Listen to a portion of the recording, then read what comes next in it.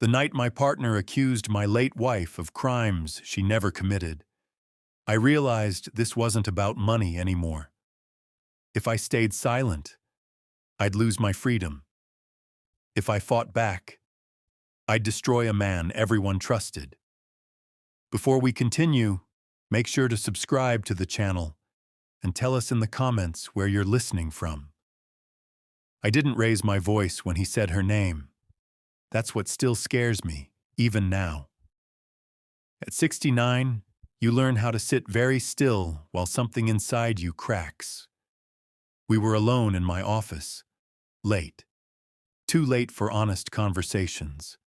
The lights over Main Street were shutting off one by one, like the town itself didn't want to witness what he was about to do. He stood there, confident, clean suit, the same smile he wore at my wife's funeral 5 years earlier. The man who had put his hand on my shoulder and told me she was a good woman. That's when he slid the folder across my desk.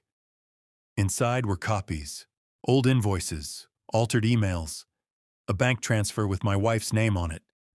Her signature forged so clean, it almost looked real. Almost.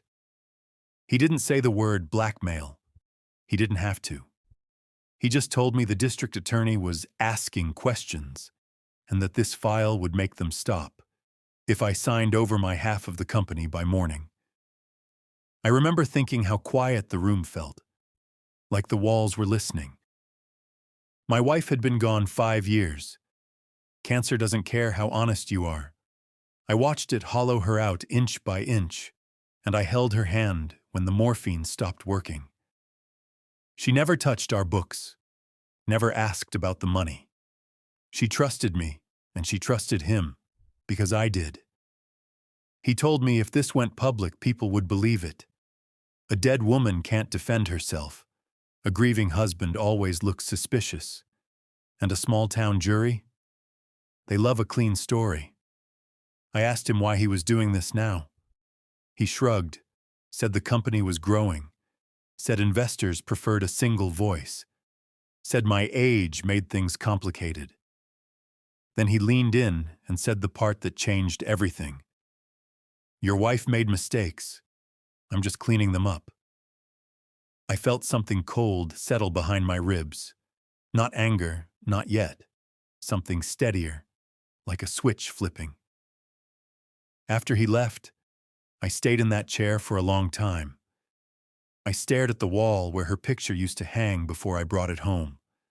I thought about the last week of her life, how she apologized for being a burden, how she asked me to promise I'd keep my name clean. Our name.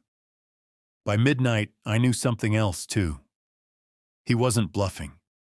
The documents were fake, but they were good. Good enough to ruin me.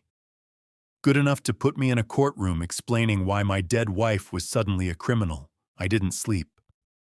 I walked the shop floor instead, listening to the machines cooling down.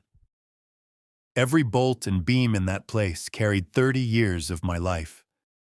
I'd built it with him, yes, but I'd built it for her, for the future we never got. Around 2 a.m, I opened the old filing cabinet he didn't know about.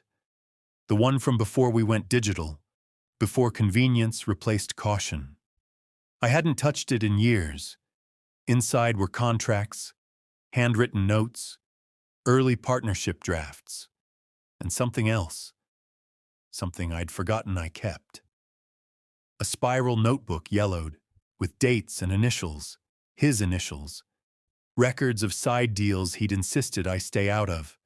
Vendors he'd paid under the table to keep things moving. At the time, I told myself it wasn't my business. I told myself trust was simpler than suspicion. That night, trust finally expired.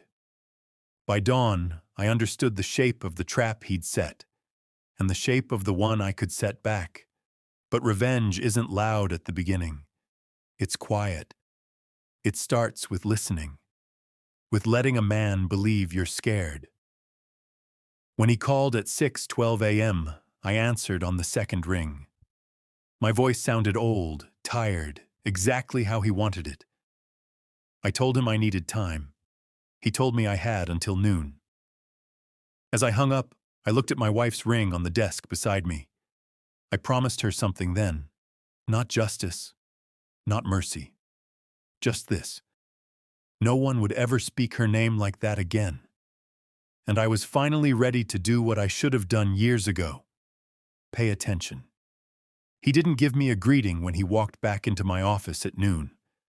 Just closed the door behind him and checked his watch, like this was a dentist appointment and not the end of two lives colliding. I told him I'd reviewed the documents. I told him I understood the seriousness of the situation. I even apologized for my tone the night before. That part made him smile. He sat down across from me, relaxed now. Predator patience. He started talking about transitions, about how he'd take care of things once my name was off the paperwork. He said my wife's reputation could stay intact if I didn't make this difficult, like he was offering me a favor. While he talked, I slid a yellow legal pad toward him. I need one thing, I said, for my peace of mind. He didn't hesitate. Of course. I asked him to walk me through the accusations again. Slowly. Dates, amounts, who supposedly authorized what. I told him my memory wasn't what it used to be. I told him I didn't want to embarrass myself in front of a lawyer later. So he talked. He talked for 20 straight minutes. What he didn't notice, what he never noticed, was the red light blinking softly on the old desk clock behind him. The one with the built-in recorder I'd bought years ago after a supplier tried to shake us down. I'd never used it since. Until now. He contradicted himself twice. Small things. Changed a date. Adjusted a number. Claimed my wife sent an email that I knew for a fact she couldn't have, because that was the week she couldn't lift her arms. I asked questions the way old men do. Calm. Curious. Almost grateful. By the time he finished, he stood up like the deal was done. He slid the transfer papers across the desk and handed me a pen. I didn't sign. Instead, I asked him why he'd routed vendor payments through a shell account back in 2009. I asked him why his initials were next to 3 unreported cash withdrawals in my handwriting, but not my ink. I asked him why the IRS would be very interested in a notebook I'd kept purely out of nostalgia. That was the first time his face changed. He laughed it off at first, called it ancient history, said none of that mattered anymore. Then he noticed my hand wasn't shaking, not even a little. I told him something else then. I told him the recorder was running. I told him I'd already sent copies of the old partnership drafts to a retired auditor I trusted. I told him the DA he mentioned. His brother-in-law used to work for me and still returned my calls. The room felt smaller after that. He told me I was making a mistake. He told me no one would believe a bitter old man over a respected businessman. He told me dragging my wife's name through court would hurt me more than him. That's when I leaned forward. I told him I didn't need to win a courtroom. I just needed daylight. Investors hate uncertainty. Boards panic when questions start circulating. Churches whisper. Country clubs listen. And men like him, men built on reputation, collapse when the room goes quiet and everyone starts backing away. I told him if my wife's name ever surfaced again, every document, every recording, every handwritten note would surface with it. Publicly, slowly, methodically. He stared at me for a long time, long enough to realize I wasn't bluffing. He left without the papers. That afternoon, I made 3 phone calls. Not angry ones, careful ones. I asked for advice. I asked for verification. I asked questions that couldn't be taken back. By evening, The board had scheduled an emergency review. By nightfall, an investor had frozen funding pending clarification. At 11:47 p.m., my phone rang. He didn't threaten me this time. He begged me to reconsider. Said we could rewrite things. Said my wife didn't need to be mentioned at all. I listened until he ran out of words. Then I told him the truth. I told him this stopped being about business the moment he spoke her name. I told him he'd already lost. He just hadn't felt it yet. I hung up before he could answer. I didn't sleep again that night. Not because I was afraid, but because I knew what comes next when a man realizes he's not in control anymore. And I knew he was going to make one last mistake. He made his last move just before sunrise. I know that because I was already awake, sitting at the same desk, listening to the building breathe the way it always did before morning. Metal contracting. Pipes settling. A place that never lied to me. My phone buzzed with a message from one of the board members. Short, careful, the kind of text people send when lawyers are already involved. He's called an emergency meeting, claims you're mentally unfit, says you're fabricating records. I nodded to myself. That was the mistake I'd been waiting for. By 8 a.m., the conference room was full. Board members, legal counsel, 2 investors who usually didn't bother showing up in person, and him sitting at the far end of the table, pale but composed, acting offended rather than afraid. He went first. He talked about my age, about grief, about how losing a spouse can distort perception. He said he was worried about me, said he wanted to protect the company from instability. From me. When he finished, there was a silence so thick it pressed against my ears. Then the chairwoman asked me if I wanted to respond. I didn't stand. I didn't raise my voice. I just slid a flash drive onto the table. I told them I'd anticipated concerns about credibility, so I'd brought something simple, verifiable, time-stamped. The audio played.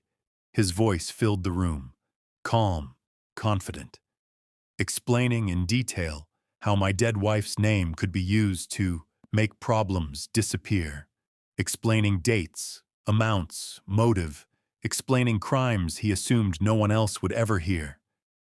He tried to interrupt, tried to explain context, but context dies when a man hears his own voice betray him.